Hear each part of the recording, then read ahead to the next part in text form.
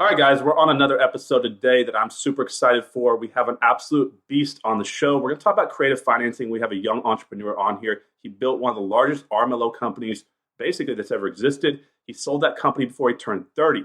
That's incredible.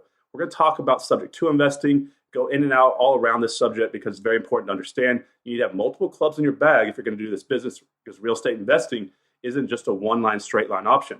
So let me introduce you to my guest, Grant Kemp. How you doing, Grant? Hey, what's up, Connor? Thanks for having me on. I appreciate being here, man. Yeah, guys. So if you don't know who Grant is, you're probably not in Dallas, Texas, right? Because everybody here seems to know who Grant is. He's done an incredible job building a name for himself here. And now he's going nationally and he's helping people learn how to do what he's done in the business. He's a subject to expert, which a lot of people love this topic. There's not a lot of information out there. It's a great way for people to build a rental portfolio or to start building owner finance wraps and creating notes when they have little or no money, right? So we're going to go through this strategy, but I want to talk about Grant's story here real quick because he really does have one of those great stories that can resonate with a lot of you. And let's let Grant go ahead and dig in and kind of tell you his past and how he got to where he's at now. Yeah, sure, man. Like you said, this resonates with a lot of people because I think a lot of what happens is a lot of times people start saying, and I've been there, I've been in the same seat where you're looking at somebody else who's being touted as successful in real estate and they've done all these houses and all these deals. And kind of in the back of their mind, you're just thinking like, oh, well, they've always had money. They came from that or they got, they inherited this or whatever, blah, blah, blah, blah, blah, blah, blah. And that's not the case with me. And that's not a case with a lot of the guys that I know that have gotten to the top. I mean, with my own story, I grew up in a little 1,000-square-foot 3-bedroom house and next to the biggest drug dealer. I mean, so they're still spending one of them still in life prison sentence right now. I mean, I used to get that phone call all the time from one of my parents, hey, the helicopter's out again. Can you hang out for another 30 minutes before you head home? And kind of thing. We'd be sitting in our living room. The lights are outside. We're like, oh, is that the helicopter? Yeah, okay. Had gang signs tagged on the front of my door. Like that's the neighborhood that I grew up in. And I want to be very clear that like I grew up in a house of love. I grew up like my parents were amazing parents. I cannot be thankful enough for the humans that they were and everything. So that's not a knock on them, but we weren't from money. I don't know anybody that was in real estate. I didn't know anybody family or otherwise that had made themselves wealthy in real estate. But I knew that, real estate makes millionaires. Real estate is where that kind of wealth and income comes from and that comfort level that I was ultimately seeking. So I'd always wanted to be in real estate and I'd always kind of had that in the back of my mind. And, it came down to I was working an IT job for a stock company and don't ask me how stocks work. I don't understand any. That's not me. I'm a real estate guy, but I made the jobs work. I made the automation work for them. And I was working for them and doing my 9 to 5 and putting my time in and making my,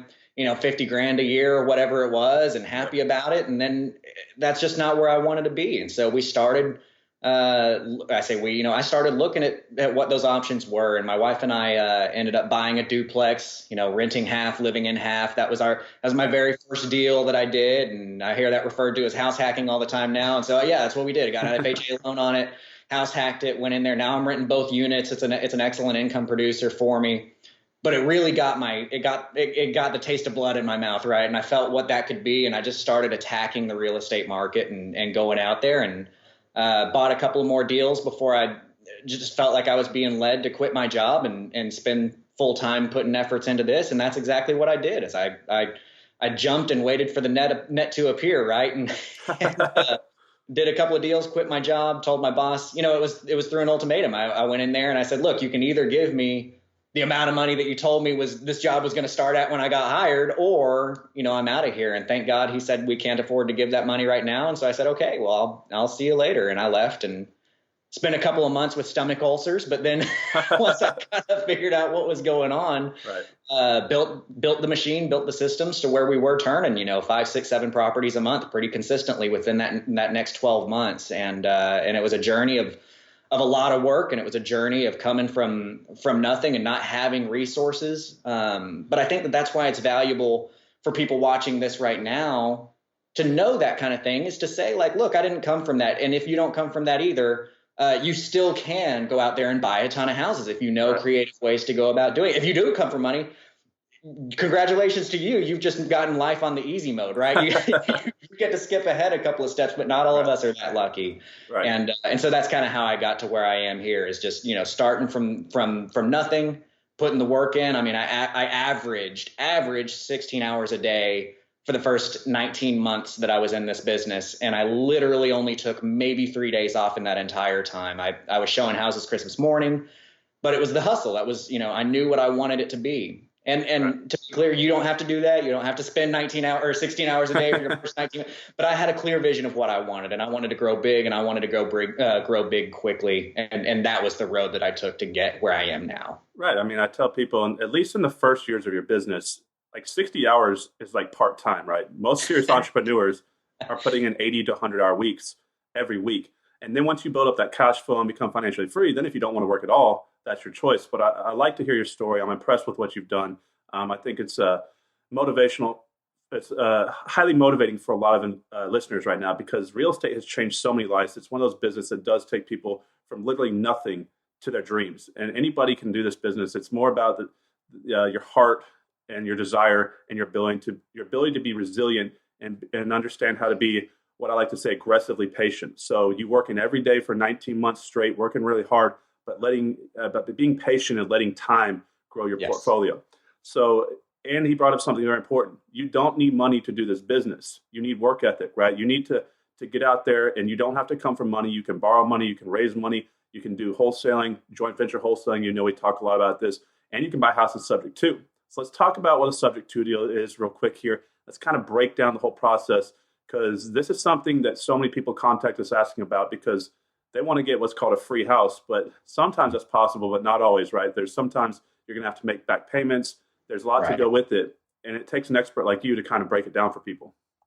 Yeah. Subject to, in my opinion, is one of the coolest methods of investing. I really like what it offers, because at the end of the day, what it is it's unlimited, non-recourse, non-institutionalized financing for all of your deals. You know what I mean? You can buy 10 a month and nobody's going to say anything to you about it, because all your job is to sit in front of a seller and get them to sign the contract. You're not talking to bankers. You're not talking about any of that kind of stuff. And so, I love, like you pointed out, it's a lot of people are probably reaching out and contacting, because also it's, in my opinion, a perfect match to all of you out there that are trying to do wholesaling, all of you out there who are trying to do those fix and flips. I mean, when you're doing those deals, you've got to buy those deals at a certain discount or else it doesn't work.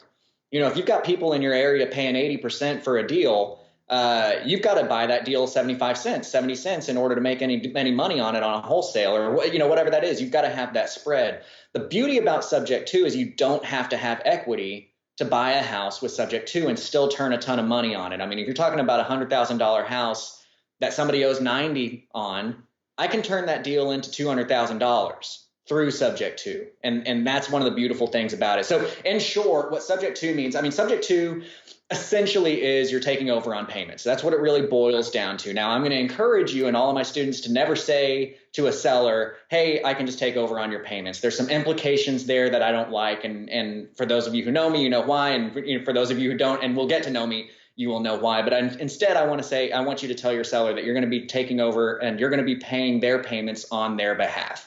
Okay. Subtle slight change, but a little bit more accurate.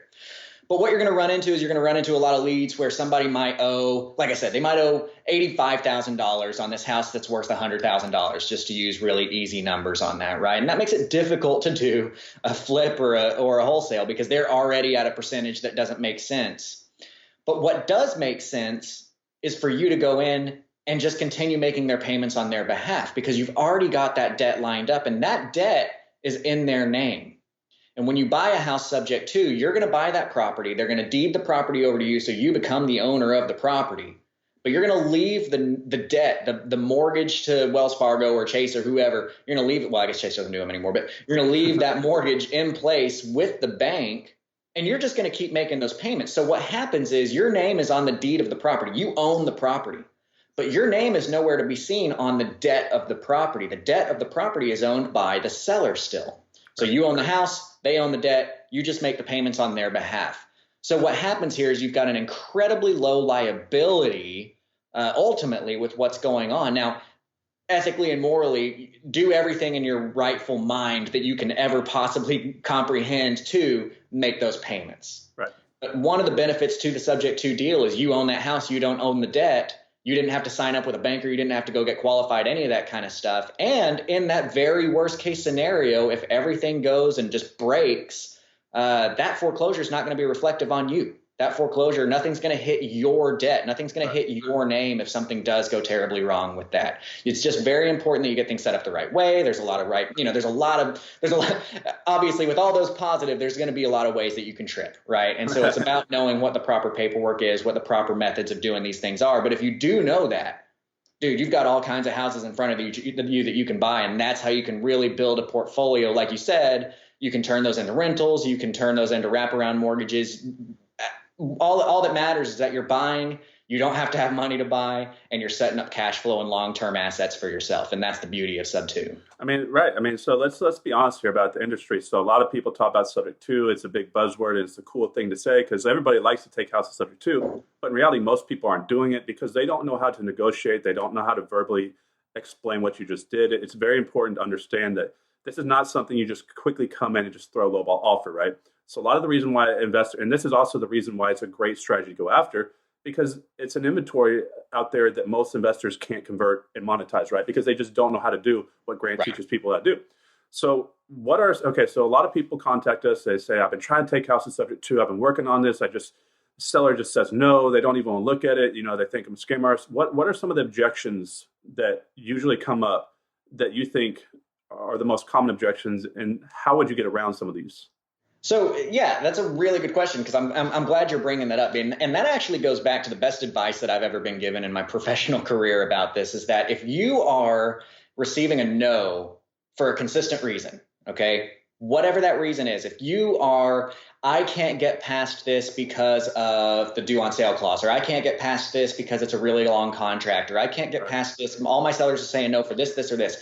That's because you have a problem with it. It's not because your sellers have a problem with it. And that was something that got told to me really early on, and it really resonated with me because I was having trouble with getting past the due on sale clause. And we'll talk about due on sale clause here in a second because that is an important part of Subject 2. But I was having trouble getting sellers past that. And when somebody told me that, I was like, you know what, you're right. And so I was able to sit down, really study the subject, really figure out and get comfortable with it myself. And I haven't had a seller turn down a property because of due on sale since then. And that was, 6 years ago, right? So this is one of those topics where you are going to get told no a lot, especially at the beginning, because it is very complicated and it is going to be something that you've got to know the ins and outs of. But the short answer to that is it all comes down to your negotiating skills. And that's why that's one of the main things I focus with people on is negotiating, because you can get in front of everybody. You can get everybody to call you from your marketing, but if you don't know how to convert that lead, it does you no good. So there are certain ways that you phrase things. Like, for instance, I'm not going to talk to a seller and say, hey, would you sell me your house and I'm going to become the owner of the house. So you have no rights to do anything with the house anymore. It becomes my property. But what we're going to do is we're going to leave the debt in your name. And at the end of the day, the reason why I like doing it this way is that I'm going to be able to make a bunch of money on it. And if something goes wrong and there's a foreclosure, it's not going to affect me. It's going to affect you. Right. Well, of course, they're not going to say yes to that, right? That's a terrible way to phrase that. And that's, of course, a very exaggerated way to go about doing it. But what you need to know is you need to know how to pose that to your sellers. So your question is, what are going to be the most common kickbacks that you're going to get from a seller? Well, one of them is going to be, well, hey, I don't own the house and I own the debt. I feel left alone here, right? So a response to that is the fact that when we buy our properties, we're setting up the Subject 2 deal just like the bank sets up lending with the mortgage. And what I mean by that is that, to make a long story short, my seller, if I'm buying a property from a seller Subject 2, I'm also going to sign what's called a deed of trust with them. Okay. And we're going to sign not just a normal deed. It's going to be a deed of trust to secure performance. And long story short, that's because they're not giving us a note. So the deed of trust would typically be to say, hey, if this person doesn't do what's in the note, you get to foreclose on them. But they don't give us a note because we're just promising to pay their mortgage for them, right? We have a performance that we're promising. So we sign something called a deed of trust to secure that performance. And if we don't perform, they have the option to foreclose on us and get their property back. Right. So the kickback question that you would get from your seller is like, look, I just don't feel protected. I'm going to have this debt in my name and you're going to take the house. And then what happens if you don't pay anymore? That's going to be a common response. And your response to that is going to be, well, sir, ma'am, Mr. whatever you're talking to. Well, Connor, the thing is that when we do this, it's all about making sure that you're protected. So I'm actually going to sign a deed of trust with you that says that if I don't do what I said I'm going to do, You get to foreclose on me and get your property back. Now, guess what? If that happens, if that were to happen, let's say 5 years from now, for whatever reason, and I've never defaulted on a loan, so just let's be clear about that. I've never defaulted on a loan, but I want to be clear with you that you have your protection if you do. 5 years from now, if I didn't get to pay on this, well, you get to foreclose on me and get your house back. Well, guess what?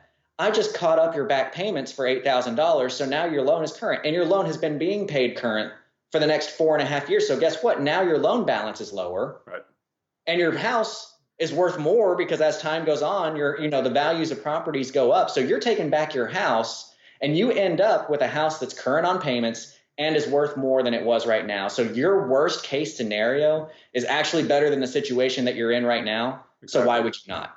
Right. Right. That's my negotiation response to that. Your worst case scenario is better than the situation you're in right now. So why would you not sign? And they think about it for a second. You're like, you know what? Yeah, that's a good point. And they sign. Yeah. And it's like also, hey, I'm not going to put $8,000 and catch up other closing costs and just walk away from 10 grand. This is my business. I'm in the business to make a profit.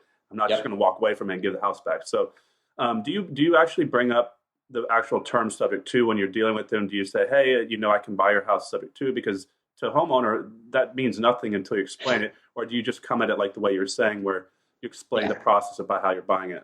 So that depends on the seller, okay? Because here's another negotiation tip, and you'll hear me again. I'm going to refer a lot to negotiating because that's what this whole business is based around. The good negotiators are the one that get the contract, right? So sellers, anybody, and I want you guys, as you're listening to me talk about this, I want you to evaluate yourself in the same way because it's valuable to know how you feel about things. So sellers are going to make their decision on one of three decision factors. They're either a head person, a heart person, or a gut person. Okay. A head person has to have all the information thrown in front of them. They got to have way too much data thrown in front of them. And then they will choose to go with you because you've demonstrated your authority. You've demonstrated your knowledge and your ability to speak to them. A heart person has to feel good about that situation. They have to feel good about the sale happening. This is going to be, maybe one of your older sellers that's lived in the house for 30 years. And you're going to buy the house by saying, look, this house has been lived in for 30 years and it needs love. It needs to be brought up back to what it deserves. And I'm going to be the guy that comes in here and gives it the granite countertops and gives it the hardwood floors. They feel good about that. They're making an emotional decision, right?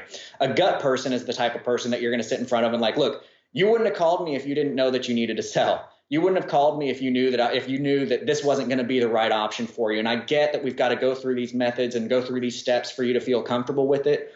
But guys, I'm here. I'm ready to go. You're ready to go. Let's just sign this. And then all of these problems become my issue from that point on, and you don't have to worry about it. Right. So you've got head, heart, gut. You probably have a primary and a secondary and a tertiary decision factor in those. Like, for instance, I'm a head and a gut person. I've got to have a lot of data. And then at the end of the day, I'm just like, whatever, let's do it. I feel like this is the right road. We're going to go down. Let's get it done. The key to a good negotiation, and actually whatever the opposite of a key to be, the lock of a bad negotiation would be when you start trying to pitch to somebody in like if you pitch to a head person, a heart pitch, it feels sleazy.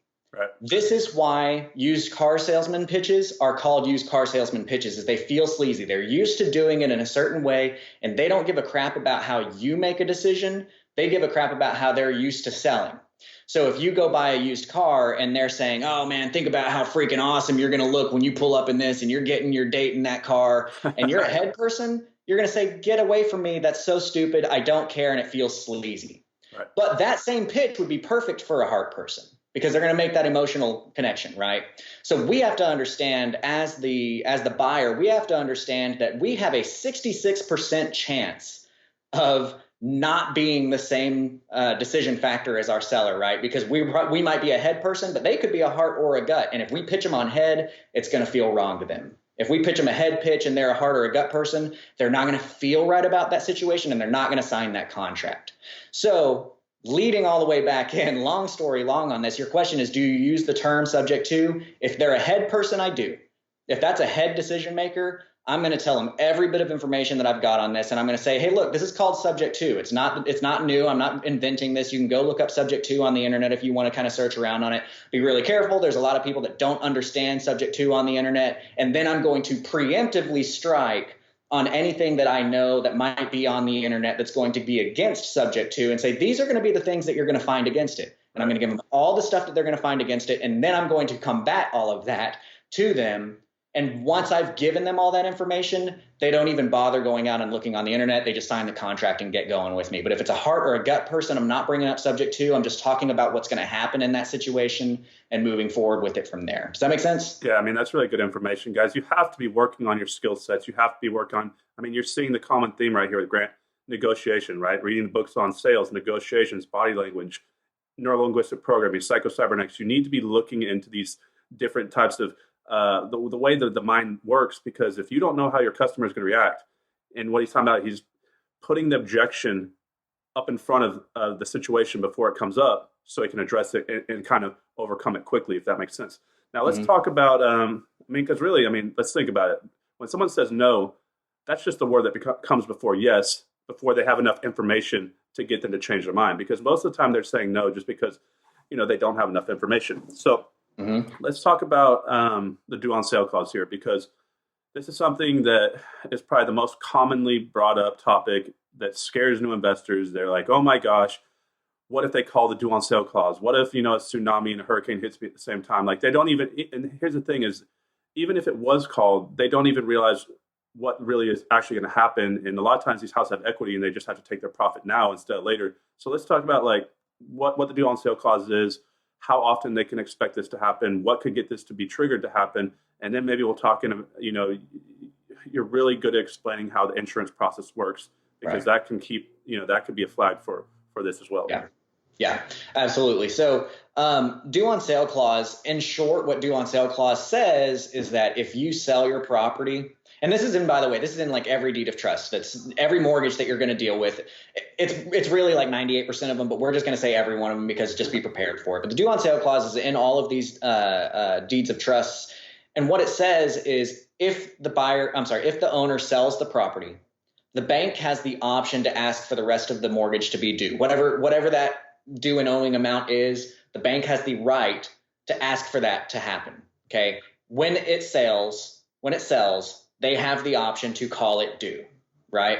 So what we're doing absolutely triggers the due on sale clause. Subject to absolutely triggers the due on sale clause, but you'll notice I'm using the phrase triggers instead of violates, because a lot of people, one of the things that they say is, oh, well, you're violating the due on sale clause. You're making it's not a violation. It's a trigger. There is a term in the deed of trust that says, if you sell any part hereinafter of any blah, blah, blah, blah, blah, lots of legalese. If you sell any part of your interest in this property, the bank has the option, but not the obligation, to ask for that loan to be called due. Okay. That's what the due on sale clause is. So yes, we are triggering it. It does not say, do not sell this house or else we will call the due on sale clause. Right. Then we would be violating it. Right. So subtle difference, but important. Due on sale clause, you know, and I'm calling on, so I'm partners with Scott Horn. We've got a decent sized portfolio together, and that's one of the, you know, things that I partnered up with him a while back on these things. But so calling on his his experience of the last 30 years he's been in this business, as well as the experiences that I've seen in the houses that I've done. You know, I myself, I've originated over $75 million worth of owner financed mortgages, $100,000 at a time.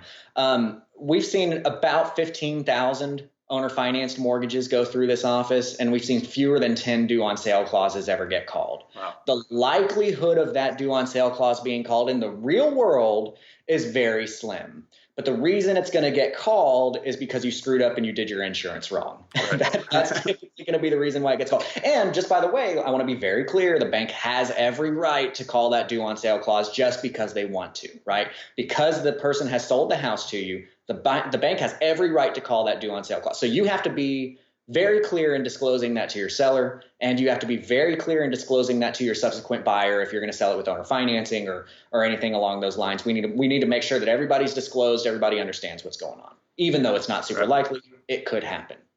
To answer your question about the insurance, you're absolutely right. Insurance is the big reason, because what's going to happen is the bank is going to get a new insurance policy turned into their escrow account, and they're going to see the wrong information on it, and they're going to say, whoa, what's going on with this deal? And you've put it right in front of them and you've made it too obvious, and now they have to, their hands are kind of tied, and they're like, well, we have to, you know? Right. So to answer the question of how insurance is supposed to look, you need to have some very specific things put on there. Okay, so you've got your seller that sold you the property. that seller's name has to be on the insurance policy. What's going to happen is whoever the owner of the house is, let's say, for instance, I'm going to give you two examples. First example is you buy the house sub 2 and then you're going to rent it. So you're actually the owner of the property. The way that you're going to run your insurance is your name. Your name is going to be as the insured, the named insured. Then the seller's name is going to be the also insured or the additional insured. It depends on what insurance company you're using as to what they call it, also or additional. And then you've got a mortgagee clause, and that's going to be Wells Fargo or Bank of America, whoever the mortgage is held with. That's as simple as that. Now, if your plan is to buy the house subject to and then subsequently sell it to an owner financed buyer, okay, so you're going to, maybe your payment over here is $800 a month, but you're going to sell it to somebody at $1,100 a month. With a 10% down payment, that would be an owner finance sale. This is called a wraparound mortgage. You're selling it for more than you're having to pay on a monthly basis. If you're doing that, this person becomes the owner of the property, right? You've taken ownership subject to the debt you're paying to Wells Fargo, but you own the house. And then you're going to sell it to somebody. They're going to owe you a mortgage. You're still paying Wells Fargo over here, but they're going to owe you money, and they become the owner of the property. We're passing that ownership through. If that occurs, the way that insurance needs to look is that, again, the owner of the property is the named insured. So this person is the named insured, the person that's actually in the property. And then the also or the additional insured is going to be, again, your seller. Your name is not going to show up there. It's going to be the owner as the named, the seller as the also or additional insured. Then you're going to have the primary mortgagee. And I want you guys to make special notes of this because this is how you've got to do it. You're going to have the primary mortgagee, and that's going to be Wells Fargo. And then, like I said, they owe you money, right? They owe your company. Your buyer owes your company a mortgage. So you have a mortgage with them, but you are a secondary mortgagee. So the insurance will have named insured, also insured, primary mortgagee, and secondary mortgagee. Those four people have to be on that insurance policy in order to keep your bank happy. Right. And that's how insurance is going to have to look for you. Yeah, guys, I think we should put someone else on here that knows what they're talking about with subject to. You can see why he's one of the nation's leading experts on the subject. That's amazing that he just explained it like that. So what are your thoughts on this? So, obviously, with interest rates low, they have no reason to call it due. I mean, as they're getting the payments, they want the payments. But let's say 5 years from now, interest rates go to 8%.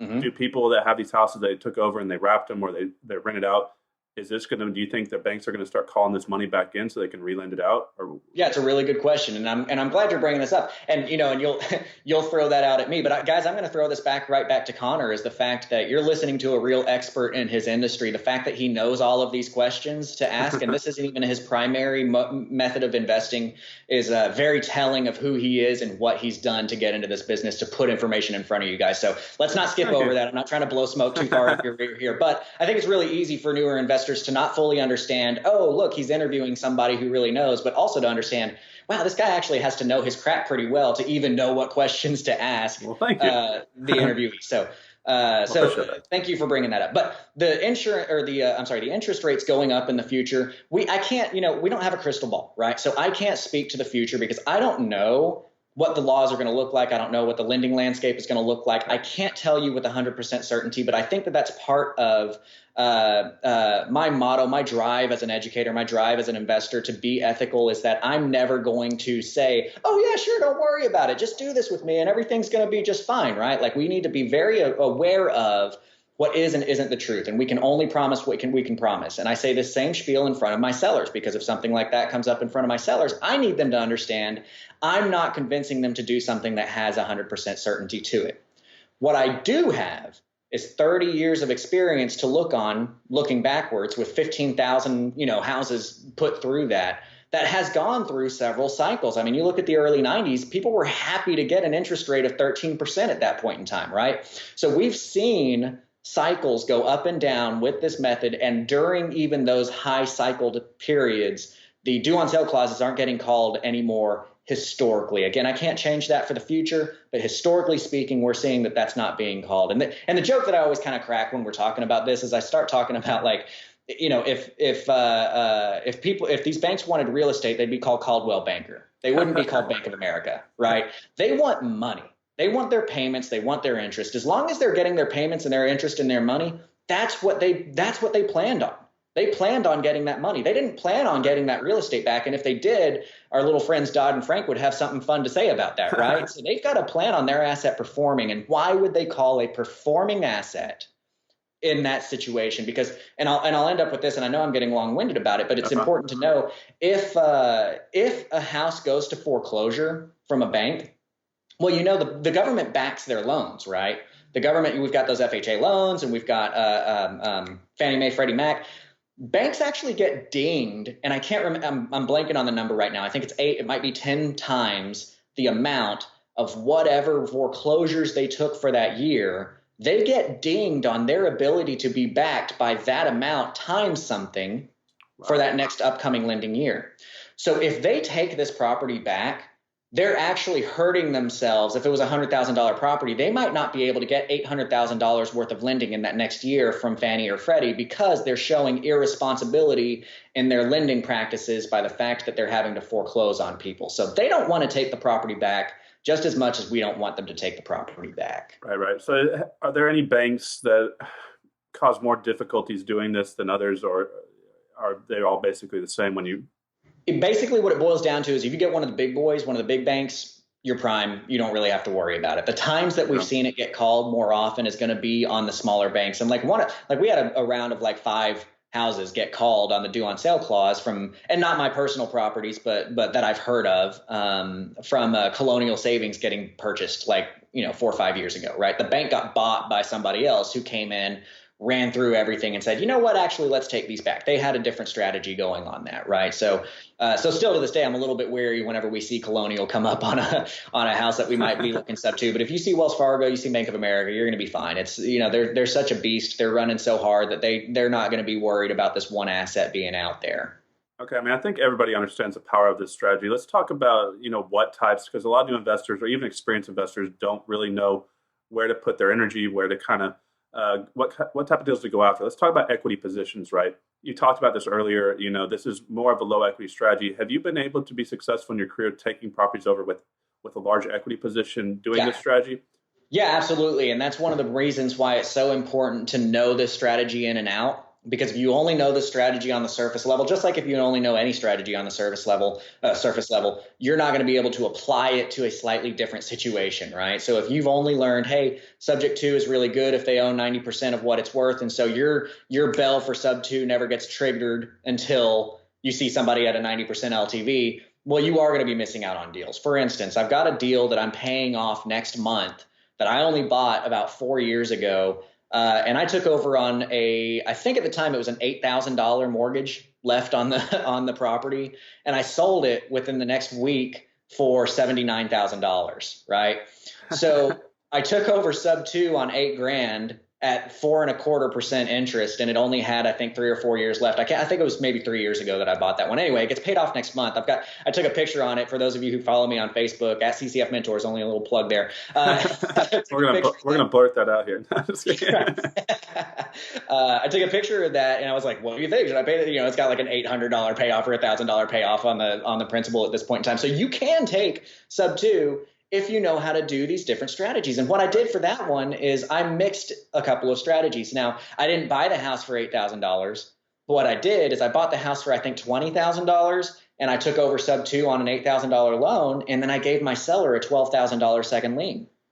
I gave my seller the ability to create cash flow off of his property where he would no longer have to worry about it anymore by properly negotiating it, by properly saying, and you know what happened is I came out of pocket $0. I bought a house for $20,000 and then I sold it for 80, right? And so my seller's got the payoff is going to last for another 2 years or so. I'm paying off the underlying lien here in a month or so, and my cash flow is going to jump up to like $900 a month or $800 a month, something like that, whenever I get those things paid off. And even in that period where I'm only paying the seller, that's a loan with no due on sale clause. That's a non-recourse. That's a beautiful loan at a low interest rate that I have no worries about, right? So you can buy high equity. You can also do that. I've got a house like down in DeSoto right now that had a little bit higher of equity in it, not a ton of it, but a little bit higher. And it's in a really solid area with low days on market. I wanted some cash, and so I took it over sub 2. I gave the seller a couple grand to take over sub 2 because there was equity in the deal. I got plenty. I put 7, 9, I don't know, a little bit of money, under $10,000 in on rehab, and threw it up on the market, retail. sold at retail, right? So I didn't have to go get any kind of debt or hard money or anything like that. My debt service is a loan at 3.25. I got a second lien from one of my second lien investors for the $10,000 or $15,000 that it took to pay them $2,000 and to pay the rehab that had to occur. So again, zero money out of my pocket, leveraging everybody else's tools, what everybody has to offer, to where I threw it up on the market, and within a couple of weeks had a buyer, and we're closing on it in a couple of weeks. Awesome. Okay, so how would someone go about, what's the best way to find these deals, right? So everybody always tells me, well, I can't find step 2 deals. For one, obviously, it's getting in front of the seller and knowing what to say, but also is there specific strategies that can increase their likelihoods? I mean, we do talk about a couple ways in our program to go find these types of deals, but are you doing direct mail, or are you doing pay-per-click ads, or are you targeting low equity properties? Like, what's the best way for someone in their market if they were just right now saying, I don't have a lot of money, I may have 10 grand, I know I can at least take over one property. So what would they do? So to be honest with you, what my recommendation is to network. Be the person that knows how this stuff works. Be the guy, be the girl, okay? Because here's the thing, is that everyone in your market is shooting for those wholesale deals. Everyone in your market is shooting for those retail deals. And guess what? They're throwing a lot of crap away that you could make a lot of money on, right? And you can make a lot of money with them. So one of the ways that I've built my portfolio really well is to talk to these other wholesalers and to say, what do you do? Just start the conversation. So what are you doing with the house if they owe too much? Well, I just throw it away. Right. And so what you tell them, you start the conversation. So what are you doing if hey, what are you doing? Well, I'm wholesaling. Oh, well, that's cool. So what are you doing if if your buyer owes too much, but they're still motivated? Like, what's your deal? Well, I can't really do anything with it. Well, I tell you what, that's actually my niche. Like, my niche is taking advantage of those situations where somebody owes too much for somebody like you to buy it. And so what you can do is you can shoot that lead over to me. When you find these dead leads, if somebody's willing to sell and they owe too much, the question I want you to ask them, and I'm giving you, watchers of this podcast, I'm giving you some really good information here on how to build this networking for you. So take note of this. You're going to tell them, I want you to ask them this question. I want you to ask them, are you willing to sell for what you owe? Okay. That question is a beautiful question to know if it's a sub 2 lead or not. If somebody says they're willing to sell it for what they owe, they will sell you that house subject to. So I'm going to want you to train your wholesalers and train your network to ask that question to people that owe too much for them to buy the house. And if they get a yes to that question, you're going to say, okay, so ask them if they're willing to sell for what they owe. If they say yes to that, shoot that lead over to me. I'll follow up on it. I'll buy it with owner financing. I'll make money on it. And then I'm going to pay you X percentage of the deal for shooting that over to me. And here's the phrase that I really like finishing this up with that you guys can use, unless you're in Dallas, because then everybody's arguing. But what you're going to finish that up with is you're going to say, this way you get to pay for your marketing campaign out of your trash can, right? It's a really good way to get it through a wholesaler or a retailer's mind. Wow, there are a lot of trash. And I've literally, I've been on the phone with somebody and I told them that and literally heard them go, oh, actually, you know what? Hold on. And I hear them rifling through their trash, and they literally pulled out a sheet of paper from their trash that had a lead on it. And they told me right then and there, and I closed on that deal, and they made like $2,000 off of it, for making that deal happen for me. But what I know is that I'm able to turn that into a long-term income for myself. Wholesalers and retailers, they're looking for the money right now, right? So if you can offer that person some money right now for their dead leads, you can give them $1,500, $2,000, and they're super happy. Well, you're going to go make $80,000, $100,000, $150,000 on it over time, but you're building your portfolio and you're building a network of people who know that you're the person to send that type of deal to. So if you don't have a lot of money and you do know this strategy, that would be the way that I would go about doing it, is because there's so many other people spending a lot of money in marketing right now and not having success with that niche of deal. Right, and that's one of those strategies that doesn't cost a lot of money, right? To go do. That's great. So Grant, have you ever tried going to the MLS on houses that have been sitting for a little bit of time, looking back at their mortgage information, seeing that they got low equity, contacting and going through that agent and asking to explain to them that they'll still get their commission, and talking to that homeowner? Is this something y'all tried yet? Yeah, and I may ruffle feathers by saying this, but I feel like once it's hit the MLS, it's too late. In my opinion, the experience that I've had is that realtors, and again, I'm going to ruffle some feathers and forgive me here. Well, actually, I'm not going to ruffle feathers because you guys are investors. Get those agents. Yeah, right. 95% of agents have no idea how the world works outside of I list it, I get a buyer, they get a loan, they buy it. Right. And agents are notorious for, they feel like anything that happens creatively, oh, that's illegal. You can't do that. Oh, that's, and you just get this response, oh, that's fraud. You can't do that. It's like, actually, it's not. Here's in the law, like, for instance, in the Texas Property Code, there's a section in the Texas Property Code of how to properly buy a house subject to. Meanwhile, most of the time, if I talk to a realtor that's not one of you guys that would be watching this video, they're going to say, oh, that's illegal. You can't take over on loans like that. You're like, well, then why in the Texas Property Code does it have instructions on how to do this if it's illegal, right? So it's really hard to convert on those leads, in my opinion. But here's the thing, is that to be a successful marketer, to be somebody successful in this industry, you have to find ways to work in a niche where everybody else has given up. And I've given up on that. So I'm telling you right now, if you're watching this video and you're trying to figure out how the heck you're going to compete with Grant Kemp, well, maybe that's one way to do it. Maybe you start searching in a pool that I'm not in, and that might be that pool for you. But I haven't had success in that area. All right, what I want to talk about is a couple quick more questions, and we'll dig into what you have, because I think it's amazing, and we'll talk about that here in just a second. Are you coming across, obviously some people won't, go through and follow through, when they start looking into, they go online, Google subject to, and all of a sudden they get scared.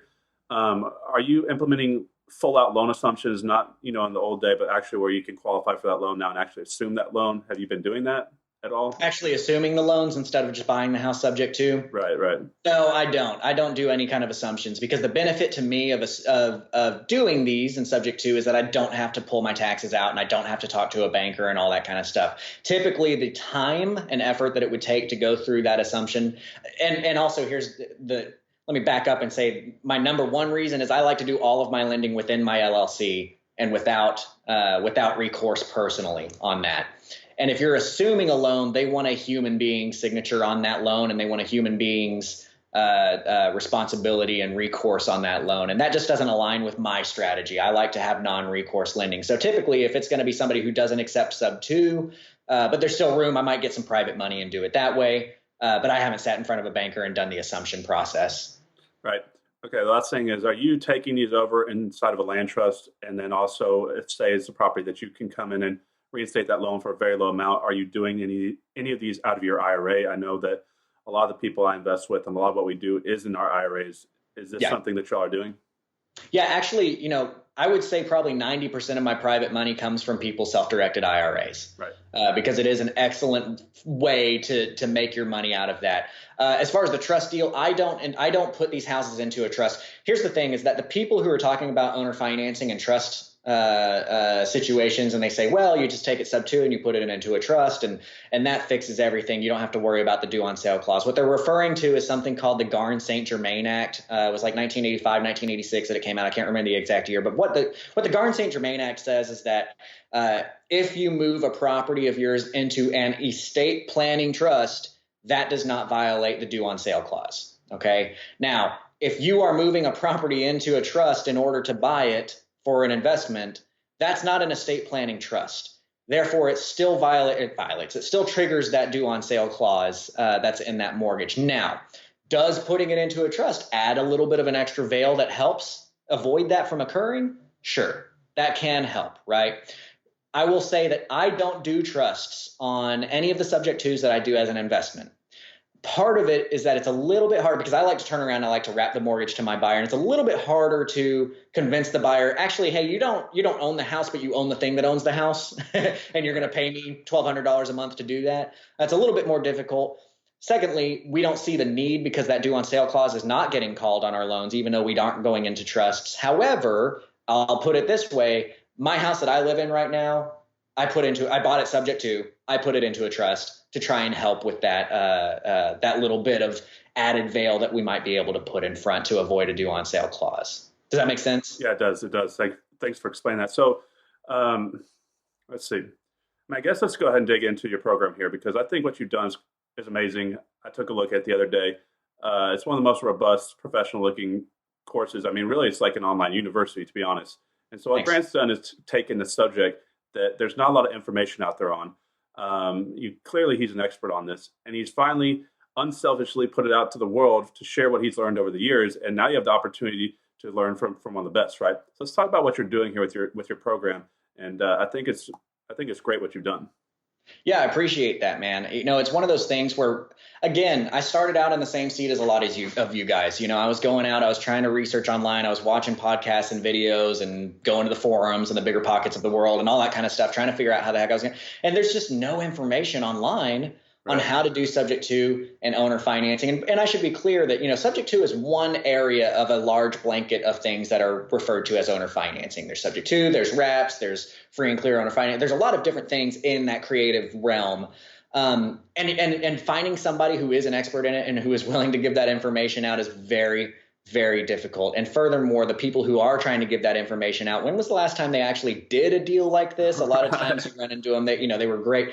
I won't name names, but I've got a personal mentor student that came from one of the other large programs that you probably know the name of. And they were like, yeah, man, it was a fast track to learn how to invest in the 90s. And that's what you run into. It's just very difficult. So that, on top of the fact that when I did find some education that I felt was worth my money and I spent on it, well, it was 99% fluff. Right. They spent 45 minutes of every hour talking about where they came from and how much money they have and how much money you're going to make. And let me pat you on your butt and make you feel really good about this money you just spent on me. And, oh, by the way, did you know that we have this other package that's much more expensive? And if you pay for that, you're going to have even more money and even more women are going to like you. And that was 45 minutes of every hour. How do I sign up for that program? Yeah.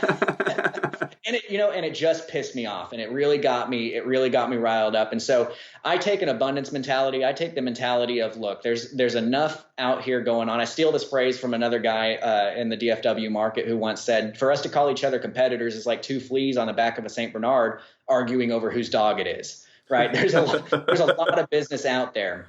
Right. So fortunately enough, Propelio.com is also an awesome piece of software, and I really believe in what they're doing. And I work closely with those guys, Daniel Moore over there, and I ended up getting Ryan Harper hired on over there as well to get them going.